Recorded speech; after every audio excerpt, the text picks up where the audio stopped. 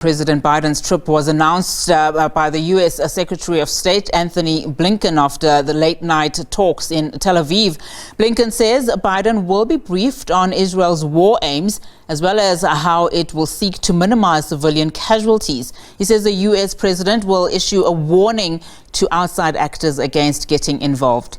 All right, now for more, let's now cross to SABC News correspondent Ross Cullen, who joins us live from Tel Aviv. Ross, thank you so much for your time. Well, a lot of moving parts lately now, during this conflict. The U.S. has always thrown its power behind Israel. President Biden has always been clear that Israel has every right to defend itself from any attack. Just talk to us about his visit tomorrow and what's likely to be the focal point, especially given that we understand there is this ground attack that is being planned by Israel.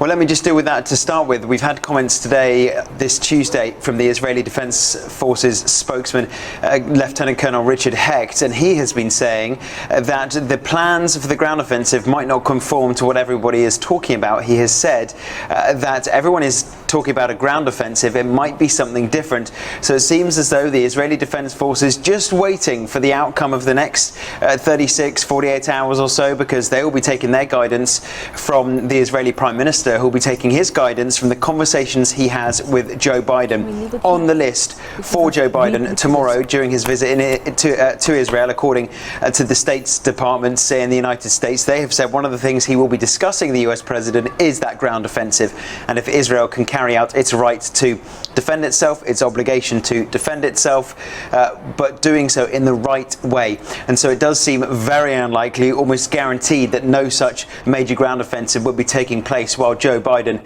is here in Israel. He'll be coming to Tel Aviv, to Jerusalem, and then he'll also be going to Jordan after that to meet with the Palestinian Authority President Mahmoud Abbas, the Jordanian King, King Abdullah, and also the Egyptian President Abdel Fattah al-Sisi. Crucial role for Egypt in this.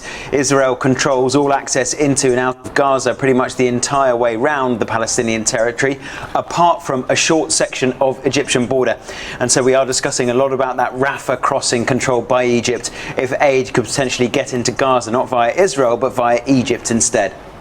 And I want us to touch a little bit about that, Ross, because we know now a humanitarian crisis is building up quite substantially. We know, of course, that hospitals are in dire need of supplies, particularly fuel. Just talk to us about that situation in the Rafah, border, because we know that the aid for the Gaza Strip was expected to arrive today, but that has been pretty difficult, as we've seen trucks are still parked in a large part of that area.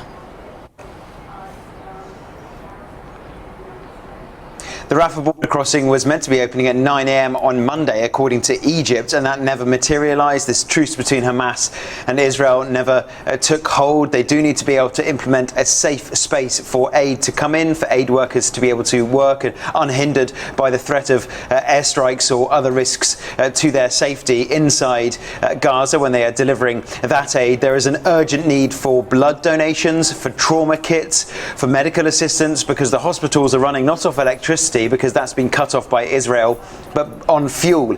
And if they have dwindling fuel reserves, if there is no fuel, they can't turn the generators on for those hospitals. Israel has said it will restore full provision of electricity once Hamas releases all the hostages it abducted from inside Israel last Saturday the 7th, when it carried out its killings, torture, rape and abduction attack here in Israel.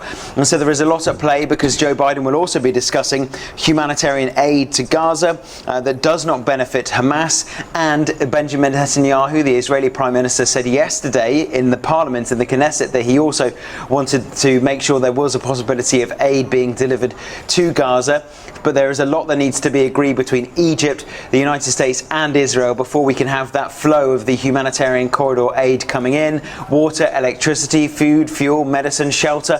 More than 10,000 people have been injured in some way in the past 11 days of Israeli airstrikes, and they're being treated in hospitals that don't have electricity, and there is an irregular, or perhaps at times unsanitary, water conditions and safety conditions about that. And so the situation is dire for people inside Gaza, because everything that they have is controlled by Egypt and Israel. And so that needs to be set by the United States coming here, Joe Biden coming here, also to try to open up that humanitarian corridor. I want us to give us a picture, Ross, about what is currently happening on the ground. First in Tel Aviv and, of course, in Gaza, because we know, of course, evacuation of Gazans had started. People in their thousands moving all the way to the north, and, of course, also those that are carrying different passports, including U.S. citizens, we understand. But just give us the situation on the ground in those two spaces.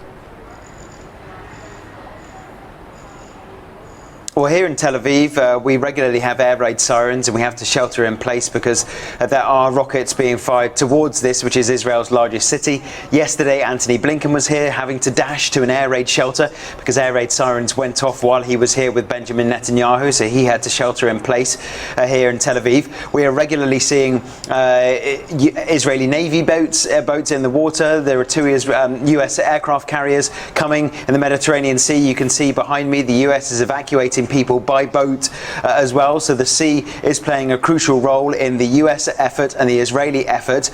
But also inside Gaza, people are moving from the north to the south, but they have to remain in Gaza. The situation is bleak if you are in the north or the south. The Palestinians there can't simply cross a border as refugees. As I say, that entire border is controlled by Egypt and by Israel. There was a belief that some dual nationals, as you say, so Palestinian Americans, British Palestinians, other people who are dual nationals holding other passports might be able to leave. They haven't been able to leave so far, so that will be something else that Joe Biden will want to discuss. The 500 to 600 American citizens inside Gaza who cannot leave Gaza at the moment. So there is a lot at play, and it is all building up to this major security risk, which would also be a risk for Joe Biden coming here. A lot of security already put in place for the arrival of the American president on Wednesday.